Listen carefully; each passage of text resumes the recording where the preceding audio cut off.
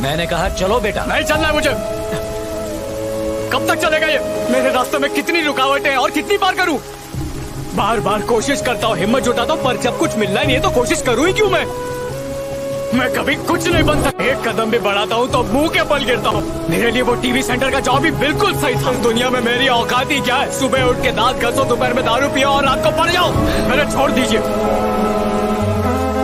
छोड़ दो मतलब? छोड़ दो मतलब आप नहीं समझेंगे। मैं नहीं समझता या तो मेरी जनरेशन में हमसे गलतियां होती थी, लेकिन हम उसे छोड़ते नहीं थे। छोटी से छोटी गलती को भी ढूंढ ढूंढ कर निकालते थे, उसे ठीक करते थे, फिर आगे बढ़ते थे। लेकिन तुम्हारी जनरेशन में यही प्रॉब्लम है। अगर कोई चीज या कोई इंसान या कोई सपना पसंद न आए तो उसे वही छोड़कर दूसरी राह पर निकल पड़ते हो।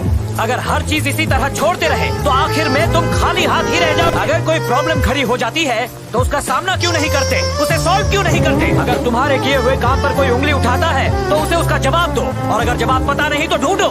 अगर अपनी गलतियां सुधार लोगे तो दुनिया की कोई ताकत तुम्हें नहीं रोक सकती। सालों से भगवान की पालकी का बोझ अपने कंधे पर उठाता रहा, लेकिन तुम्हारी जिम्मेदारी का बोझ मुझ पर से अब तक नहीं उतरा।